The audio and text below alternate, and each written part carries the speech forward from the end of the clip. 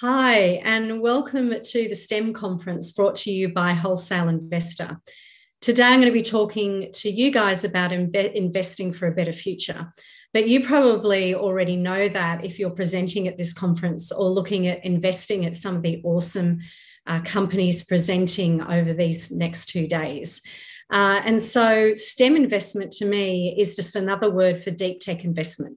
And I'm going to be talking a lot more about what's happening in this space here and around the world, and also Uniseed, where I work, and our special way of approaching this space.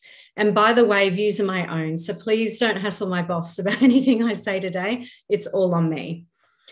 Okay, so a bit about Uniseed. Well, we invest in research-based technologies and businesses that are going to change the world for the better one day.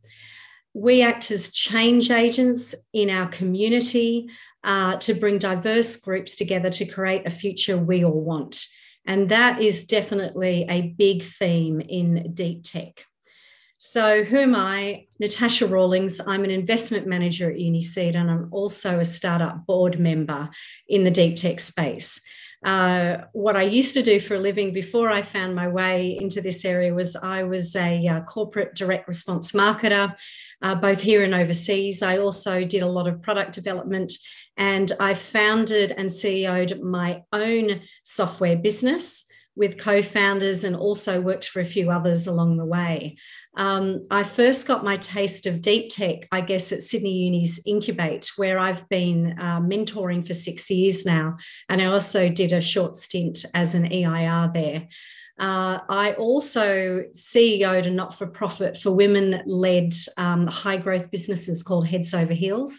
And I guess that gave me quite a unique and special perspective of what is stopping women getting ahead in startups. So I'm going to briefly touch on that too, and how you can help. So what is deep tech? Well, there's many words for this. STEM, which the conference is focused on today, but it's another word for deep tech or hard tech or frontier tech.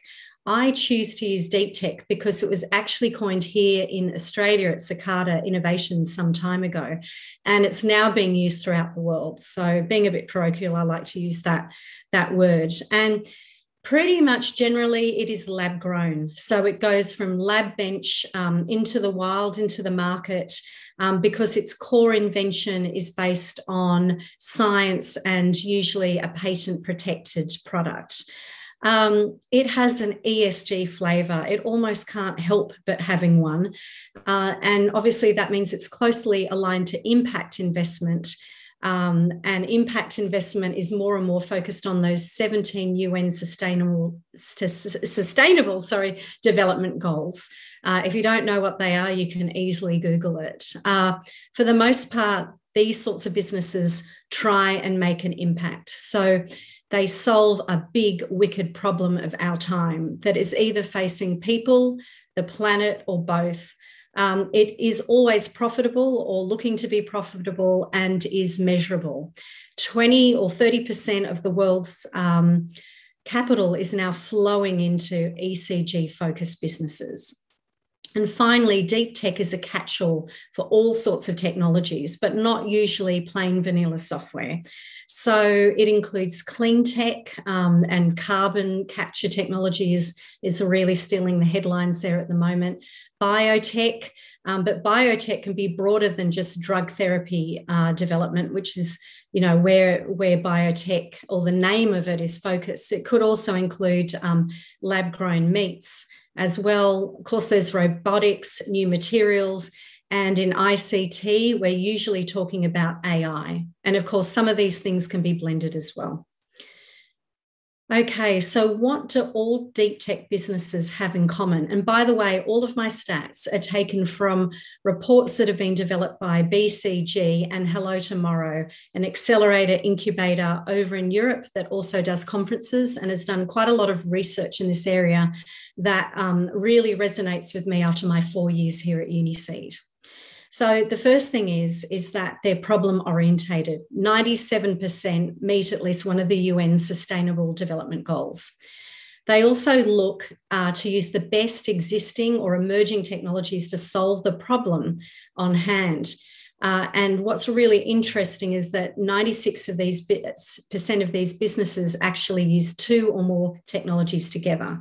So a really good example of that is my most exciting invention, I guess, that I've seen is a bionic eye that combines solar technology to power a battery that is in people's heads, behind people's eyes, and uses software to translate images that the eye sees to the brain. So it can make sure that it's actually, or, translate the image that is being seen by the eye into something that we recognize.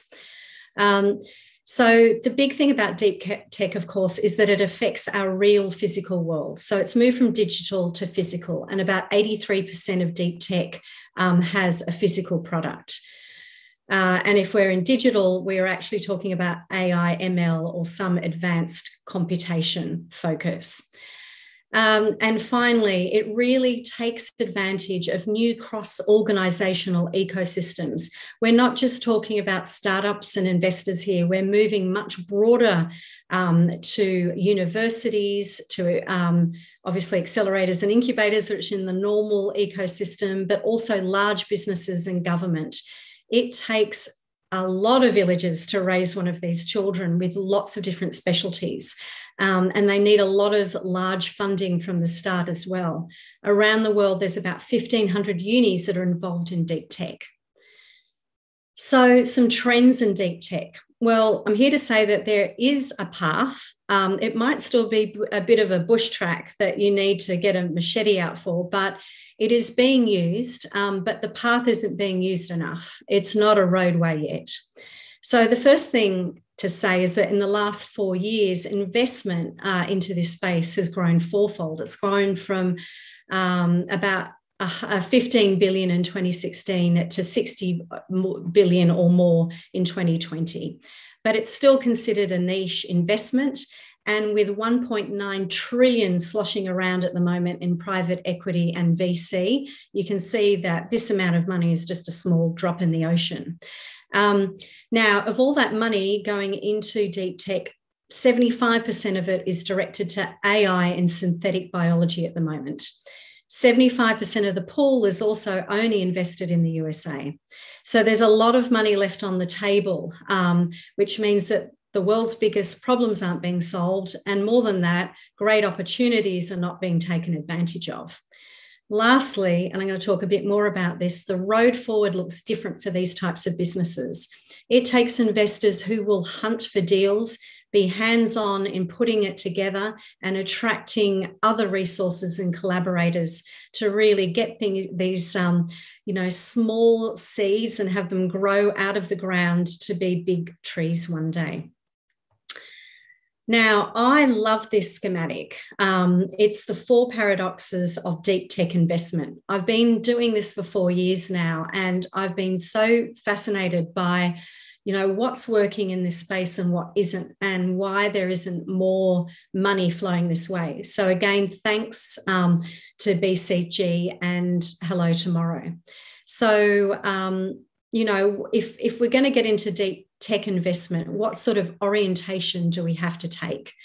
So the first paradox that we have to look at is the mindset paradox. And I find this really fascinating because if you think about VCs, they're meant to be investing at the really risky end of the scale. And in fact, they have spent a lot of time at the vanguard of new advanced science and breakthrough technologies. But what's happened over time is that they've all fallen into either ICT or biotech, and they don't feel like they know enough about other areas to start investing in them. And so they don't. And so what we're seeing is that that mindset is stopping the flow of capital going to deep tech businesses. there's also a risk paradox.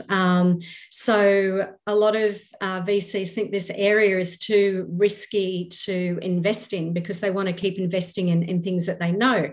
But the problem with that is that the things that they've invested in are now becoming the incumbent organisations, and they are going to be uprooted at some point by these new technologies that are coming on. So it actually doesn't make sense not to invest a bit in these new areas to protect yourself and, hedge your bets a little bit.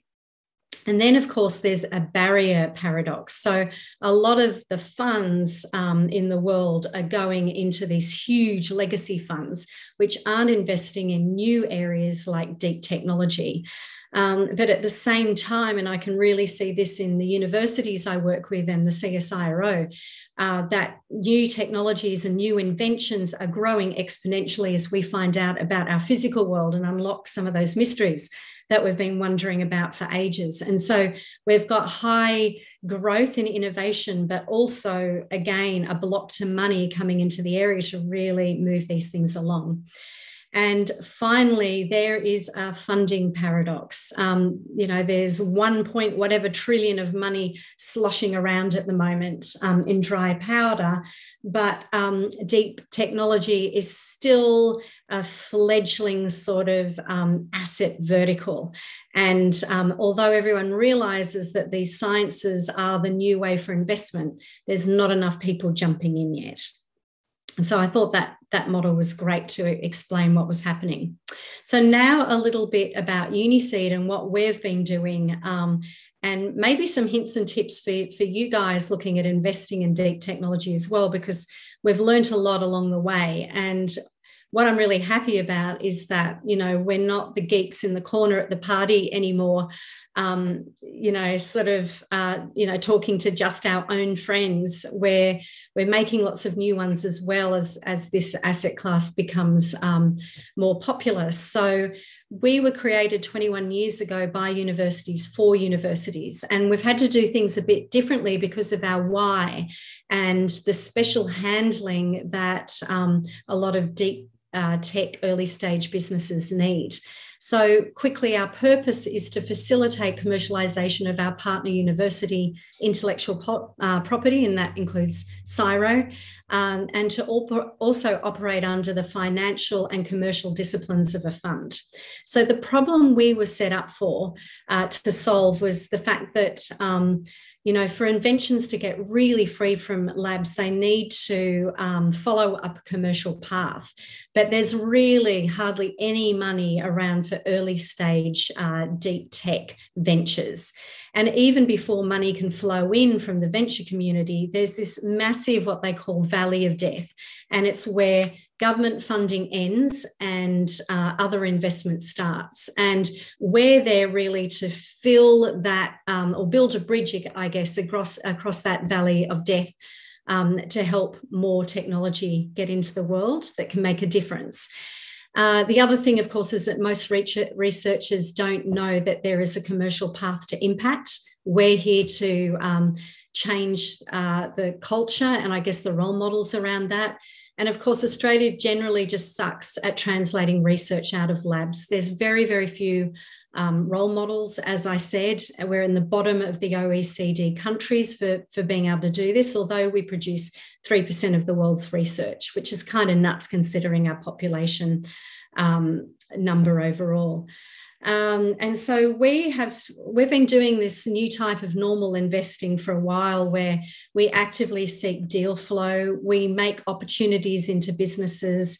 We are huge collaborators and connectors throughout our network, obviously including universities, but also government as well.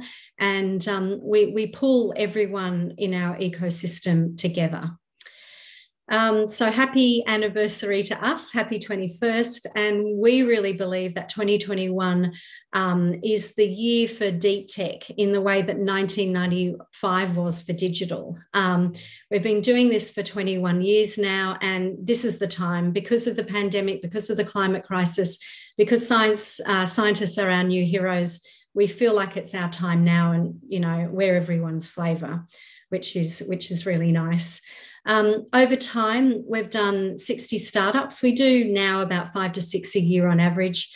The current companies are employing 650 people. We've attracted nearly $700 million in investment and grants alongside us. And we've had 10 exits, which is not such a bad innings for this area. We invest in everything, every flavour of tech, from Canoxus, which is a drug therapy. These are 4 of them, to wildlife sensors to make wildlife researchers' jobs easier and quicker, smart motorcycle helmets. And here's a plug for Perky. Next time you're at your supermarket, go and look at the kombucha shelf and have a look at Perky. It is encapsulated good bacteria that gets all of that goodness straight to your stomach. So it's not destroyed in the process as it goes through your guts. So it's a great product. I had one this morning. So what do we look for in a deep tech opportunity? And so this might help you as well. So first of all, there's some proof that customers will buy it. Foresight, when I invested in them, had 400 customer questionnaires, which people had taken 10 to 15 minutes to complete. It was a real vote of confidence. Wildlife Drones had $150,000 of orders sitting there that they couldn't fulfill because they just couldn't get to that next stage of building their commercial product. I like to go out and speak to potential customers and say, if I came back to you in 6 months, would you buy this? Because that's when you get the real answers. So that's probably the most important thing. I see a lot of solutions looking for problems. It's quite hard to find technologies that are solving a problem efficiently already. That there's a moat. It's a patent, obviously, or it's execution if you're already in market. You've done a lot of really good stuff at a good pace. That there's not too much competing research. What have other researchers published elsewhere? We always invest if there's a proof of concept or a working prototype or a lead molecule that can scale. Never believe anything anyone says. Have a look at it. Make sure it's working. Can people work with you? This goes for everything, but some researchers can be quite difficult, as we all can be. And if they can't work with a team, then it's pretty hard to get going with that technology. And then business model, exit risk, that's pretty normal. And we ask for a simple company structure. The uni has equity only if it's been developed by their employees. The rest is pretty normal, other than team. Obviously, if we're putting a lot of the team together, that's less important. And that's probably a big difference between founder-based funds and ourselves. So here's, I always end on an ask, or a couple of asks in this case. So this one is about a final word about women. So, we're still vastly underrepresented in high growth startups, especially at that CEO level, and in science as well. And the ESG needs an S for social, and that means diversity in gender and across neural diversity and cultural diversity, et cetera, et cetera. So the more women we see doing this, the more there'll be. Role models are so important in this as they are in everything.